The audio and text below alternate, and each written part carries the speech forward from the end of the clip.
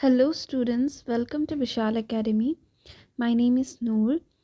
So today we will be starting class 10th NCERT English chapter 1 A Letter to God. So before starting the chapter मैं आप सबसे ये कहना चाहती हूँ कि ये चैप्टर आपके एग्ज़ाम पॉइंट ऑफ व्यू से बहुत इम्पॉर्टेंट होने वाला है. सो प्रीवियसली हमने देखा कि एग्ज़ाम का पैटर्न चेंज हो चुका है हमारे सेपा बोर्ड का, which is now HSCC board. So अभी हमारा एग्ज़ाम का पैटर्न मोर लाइकली कैसा है, it's more likely MCQ based, जहाँ पे बहुत सारे मल्टीपल चॉइस क्वेश्चंस पूछे जाते हैं, शॉर्ट क्वेश्चंस पूछे जाते हैं. तो उन सारे शॉर्ट क्वेश्चंस को आंसर करने के लिए आपको पहले चैप्टर अच्छे से अंडरस्टैंड करना पड़ेगा. उसका एक एक पार्ट, एक एक पॉइंट आपको अच्छे से जानना पड़ेगा, तभी जाके आप वो सब MCQs और शॉर्ट आंसर्स सॉल्व कर पाएंगे और अच्छे मार्क्स स्कोर कर पाएंगे. तो अगर आपको अच्छा मार्क्स स्कोर करना है बोर्ड एग्ज़ाम में, तो ये चैप्टर बिना स्किप करते हुए कंसिस्टेंटली देखते रहिए. और साथ ही साथ मैं आप सबको इम्पॉर्टेंट क्वेश्चंस भी बोलती जाऊंगी. आप उन सारे क्वेश्चंस को नोट डाउन कीजिए, क्योंकि ये सारे क्वेश्चंस मोस्ट प्रोबेबली आ सकते हैं आपके एग्ज़ाम में. So without any further delay let's just start a chapter a letter to God. ये चैप्टर का नाम है ए लेटर टू गॉड. ये चैप्टर एक फार्मर के पॉइंट ऑफ व्यू से लिखा गया है, जिसका नाम है लेंचो. एक फिक्शनल चैप्टर है. सो लेंचो क्या करते हैं, एक बार बहुत ज़्यादा हेल स्टॉर्म हो गया था और उनका क्रॉप्स बहुत ज़्यादा ख़राब हो गया था. और तो वो जो फार्मर है लेंचो, वो बहुत ज़्यादा बिलीव करते थे गॉड में. तो उन्होंने क्या किया, एक लेटर लिखा गॉड को कि गॉड आप मुझे 100 पैसोस दीजिए ताकि मैं अपना फसल ठीक कर पाऊँ. तो ये चैप्टर उसके बारे में है. बहुत इंटरेस्टिंग चैप्टर है, अच्छे से फोकस से देखिएगा ताकि आपके सारे डाउट्स क्लियर हो सके. तो चैप्टर की स्टार्टिंग में हमारे जो राइटर है वो हमें बोलते हैं कि they say faith can move mountains, but what should we put our faith in? This is the question this story delicately possesses. तो हम सबको पता है कि अगर हम सब किसी भी चीज़ को के अंदर बहुत ज़्यादा मेहनत करें या फिर बहुत ज़्यादा बिलीव करें तो वो चीज़ ज़रूर पूरा होता है, लेकिन हमें अपना बिलीव किस चीज़ के ऊपर करना चाहिए बहुत इम्पॉर्टेंट होता है. तो ये चैप्टर उसी क्वेश्चन के इर्द गिर्द रिवॉल्व करता है. Lencho is a farmer who writes a letter to God when his crops are ruined. तो ये चैप्टर किसके पॉइंट ऑफ व्यू से लिखा गया है, मैंने आपको पहले ही बोला था, लेंचो के पॉइंट ऑफ व्यू से, जो कि एक फार्मर है जो कि गॉड को 100 पैसोस मांग रहे हैं क्योंकि उनका फसल, उनका क्रॉप ख़राब हो चुका है due to heavy hail storms. Does Lencho's letter reach God. क्या लेंचो का लेटर गॉड तक पहुंचा? Does God send him money. तो क्या गॉड ने उनको वो मनी भेजा? Think what your answers to this questions would be. तो आप सब सोचिए कि इसका आंसर क्या हो सकता है. And guess how the story continues before you begin to read it. और आप सब लोग थोड़ा सोचने का भी ट्राई कीजिए कि आगे स्टोरी में क्या होने वाला है. तो चलिए पढ़ते हैं हम हमारा A Letter to God. The house, the only one in the entire valley, set on the crest of a low hill. From this height one could see the river and the field of ripcorns dotted with the flowers that always promised a good harvest. तो यहाँ पे क्या बोला गया है, एक घर, the house मतलब एक घर, the only one in the entire valley मतलब पूरे वैली में एक अकेला घर जो कि एक छोटे से माउंटेन में बसा हुआ है. From this height one could see the river and the field of ripe corn. तो इस हाइट से मतलब उस घर से क्या देख सकते हैं, क्या सिनेरियो है उस घर के बाहर का सिनेरियो क्या है. उस घर से लोग देख सकते हैं रिवर और रिप कॉर्न्स मतलब जो कॉर्न एकदम रेडी है हार्वेस्ट करने के लिए उस कॉर्न का फील्ड को देख सकते हैं, डॉटेड विथ फ्लावर्स। उस अम,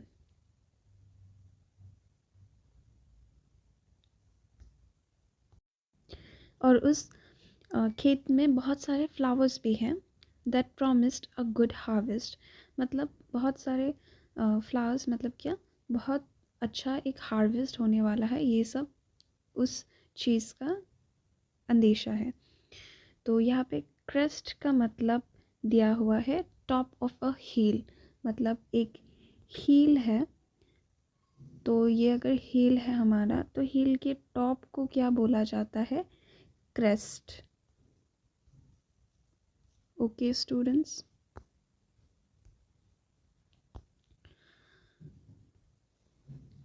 the only thing the earth needed was a downpour or at least a shower। तो मतलब सिनेरियो एकदम परफेक्ट था, बहुत सुंदर है, एकदम क्रॉप्स भी हार्वेस्ट होने के लिए रेडी है, लेकिन बस थोड़ी सी डाउनपोर की ज़रूरत है, मतलब थोड़े से बारिश का ज़रूरत है अभी उस जगह में। Throughout the morning, Lencho, who knew his fields intimately, had done nothing else but see the sky towards the northeast। तो यहाँ पे बोला जा रहा है कि लेंचो, जो अपने फील्ड के बारे में सब कुछ जानता था, वो क्या कर रहा था? पूरे दिन बस आसमान के ऊपर देख रहा था, और he was waiting for the downpour.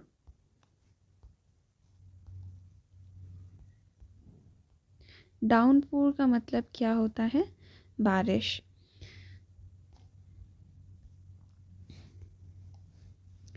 Now we are really going to get some water, woman. The woman who was preparing supper replied, Yes, God willing. The older boys were working in the field while the smaller ones were playing near the house until the woman called them to all come for dinner. It was during the meal that just as तो क्या हुआ? Lencho ये अपने पत्नी को बोलता है कि हमें अभी बारिश मिलने ही वाला है, देख लेना तुम। तो उसकी जो वुमेन, मतलब उसकी जो वाइफ थी, वो क्या प्रिपेयर कर रही थी? वो सपर प्रिपेयर कर रही थी, मतलब मील बना रही थी, खाना बना रही थी। और उसके दोनों बच्चे, एक बड़ा बेटा और एक छोटा बेटा, दोनों ही क्या कर रहे थे? काम कर रहे थे। The older boys way working in the field while the smaller once way playing near the house. और नहीं, ओल्डर बॉयज़ जो थे वो फील्ड में काम कर रहे थे, और जो छोटे थे बच्चे वो सब खेल रहे थे। और उसकी पत्नी ने सडनली उन सबको बुलाया डिनर के लिए। It was during the meal that just Lencho had predicted big drops of rain to fall. In the northeast, huge mountains of clouds could be seen approaching. The air was fresh and sweet. The man went out for no other reason than to have the pleasure of feeling the rain on his body, and when he returned, he exclaimed, These aren't drops falling from the sky. They are new coins. The big drops are 10-cent pieces and the little ones are fives। तो यहाँ पे रेंचो क्या बोलता है dinner के बाद? बोलता है कि जैसे कि मैंने प्रेडिक्ट किया था, आज बहुत सुंदर करके रेन फॉल होने वाला है। तो वो बोलता है, तो लेंचो बोलते हैं कि ये सिर्फ रेन ड्रॉप्स नहीं है, they are like the new coins. ये क्या है? ये नए कॉइन्स की तरह है। द बिग ड्रॉप्स, जो बड़े ड्रॉप्स ऑफ रेन्स है, वो 10 सेंट के हैं, और जो छोटे हैं वो 5 सेंट्स के हैं। तो यहाँ पे आपको क्वेश्चन पूछा जा सकता है बाय द एग्जामिनर कि what did Lencho say about the rain drops. So यहाँ पे आंसर होगा he told them that the raindrops were like new coins. Okay. With a satisfied expression, he regarded With a satisfied expression, he regarded the field of ripe corns with its flowers draped in a curtain of rains. But suddenly a strong wind began to blow, and along with the rain, very large hailstones began to fall. तो क्या हुआ? वो बोल रहा था जब वो बारिश का इतना तारीफ़ कर रहा था, वो बोल रहा था कि ये जो बारिश है वो न्यू कॉइन्स की तरह है. They are like draped in a curtain of rains and the field of the ripe corn with its flower is draped in the curtain of rain. ये सब वो बोल रहा था. बट सडनली क्या हुआ? एक स्ट्रॉन्ग विंड आ गया, बहुत तेज़ एक हवा का झोंका आया और वो हवा का झोंका अचानक से हेल स्टोन्स में बदलने लगा, मतलब बर्फ़मारी होने लगी. This truly did resemble new silver coins. और ये क्या रिसेंबल कर रहा था? न्यू सिल्वर कॉइन्स रिसेंबल कर रहा था. The boys exposing themselves to the rain ran out to collect the frozen pearls. तो जो बॉयज़ मतलब उसके जो बेटे थे वो बाहर थे रेन में, वो सब क्या कर रहे थे? बाहर आ रहे थे to collect the frozen pearls. Frozen pearls मतलब क्या बोला जा रहा है? फ्रोज़न पर्ल्स मतलब वो जो बर्फ़ के छोटे छोटे गोले होते हैं वो पर्ल्स की तरह दिखाई दे रहे थे और लेंचो के बेटे उन पर्ल्स को कलेक्ट करने के लिए आ रहे थे, मतलब बाहर आए थे वो सब. It's really getting bad now.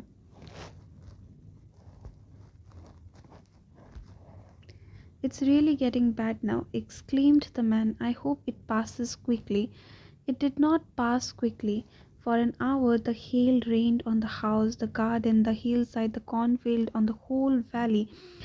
The field was white as if it was covered with salt. तो क्या हुआ?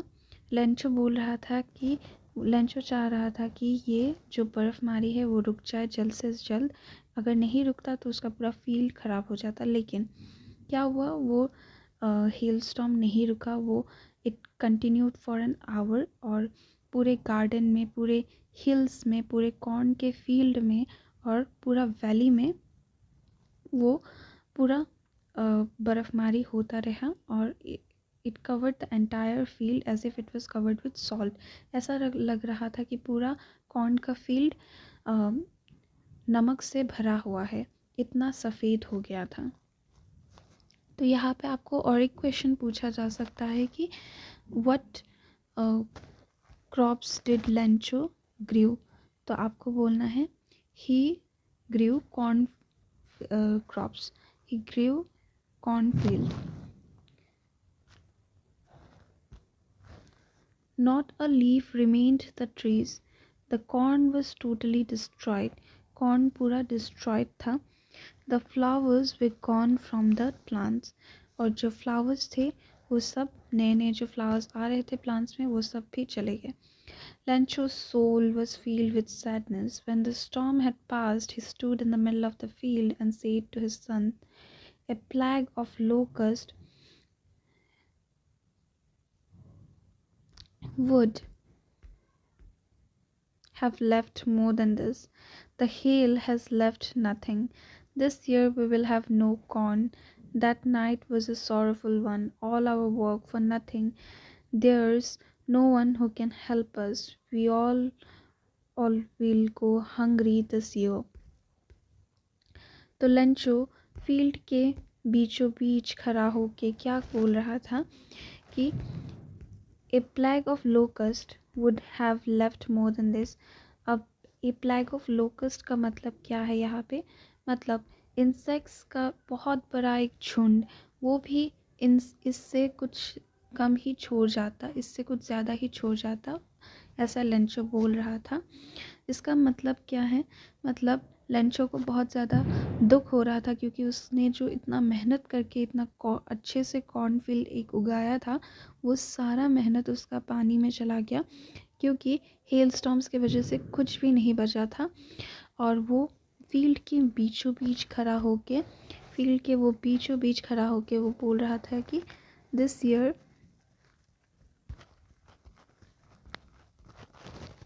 They will have nothing. इस साल उनके पास कुछ भी नहीं होगा खाने के लिए और कुछ भी क्रॉप्स नहीं होंगे हार्वेस्ट करने के लिए।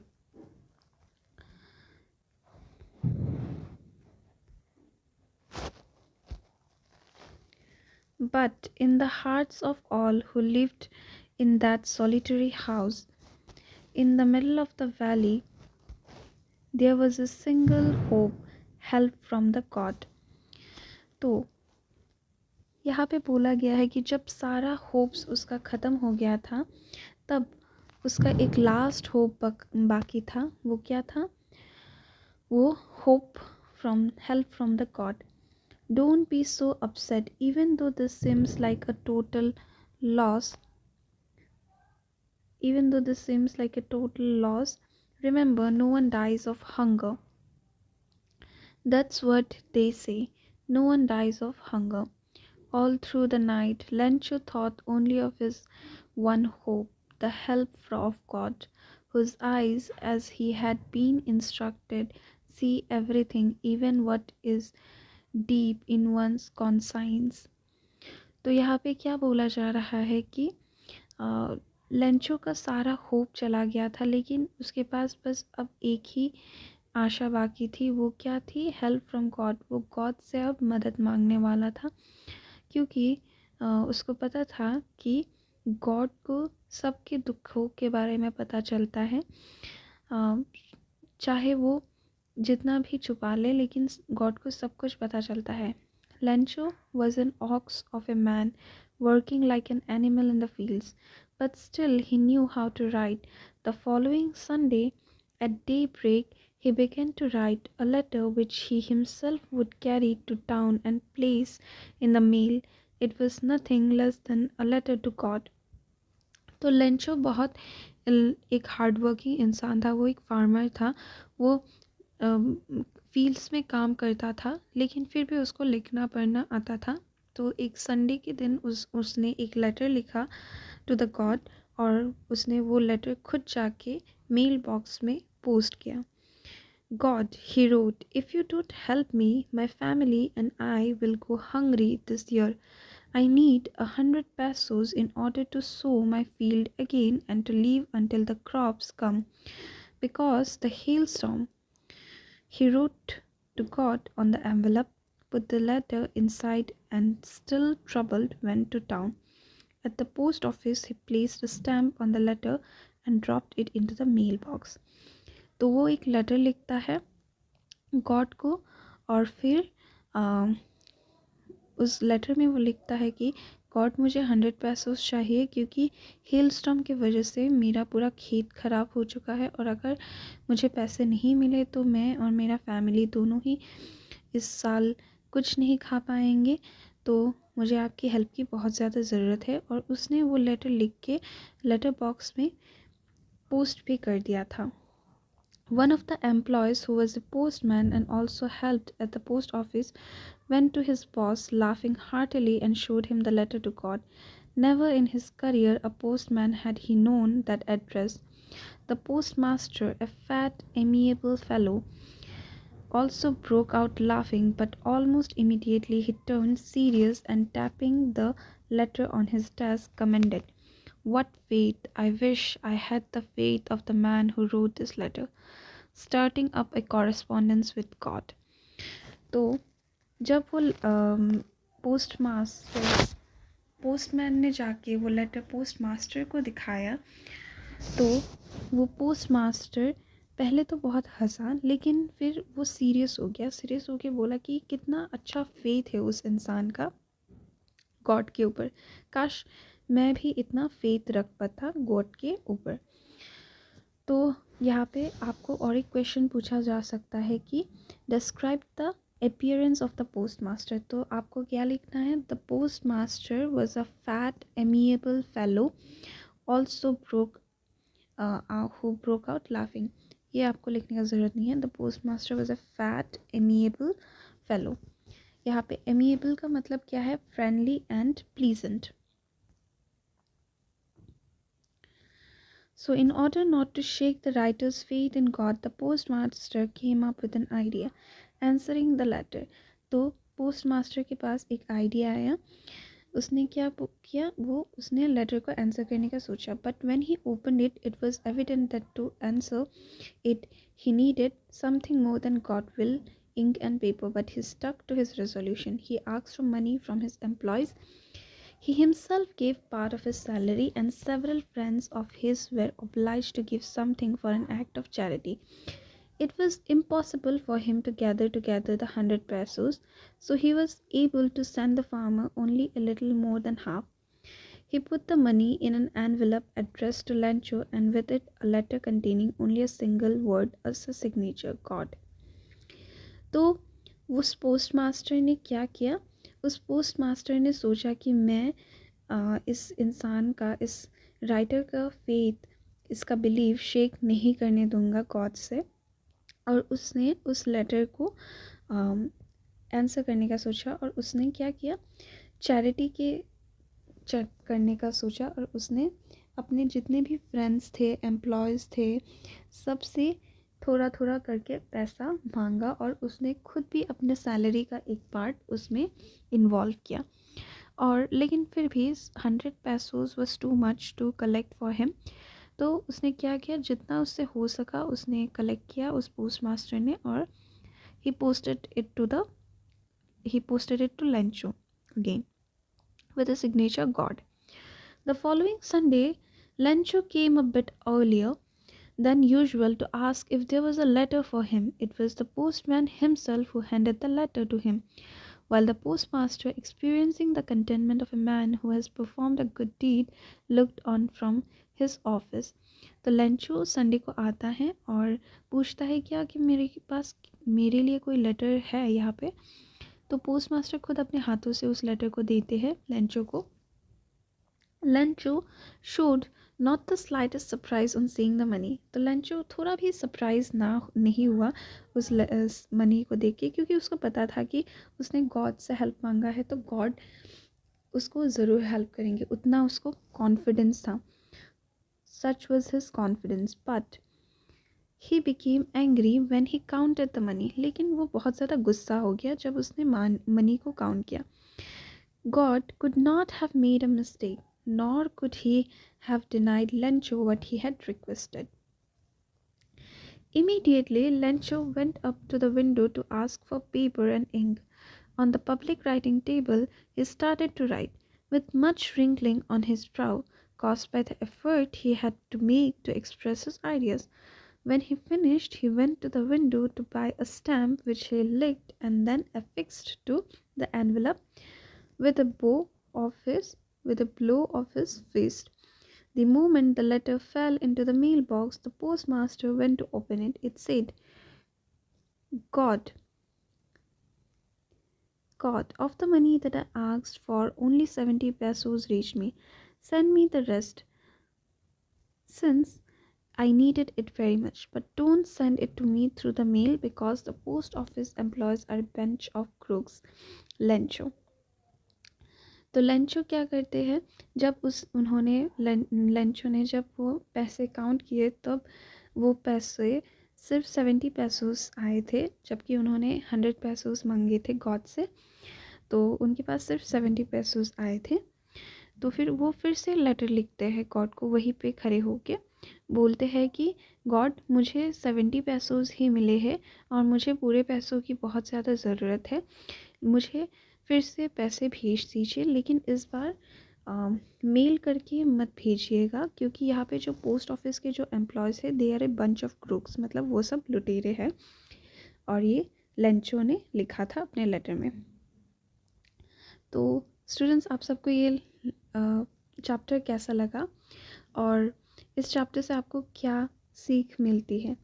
कि यही सीख मिलती है हमें कि yes, we should put our belief, but we should not put our belief in the wrong things. हमें सच्चाई को देखना भी आना चाहिए. अगर आप सबको इस चैप्टर से रिलेटेड कोई भी क्वेरीज है, कोई भी डाउट है, so just pin me in the comment box and I will be happy enough to reach out to you. Thank you.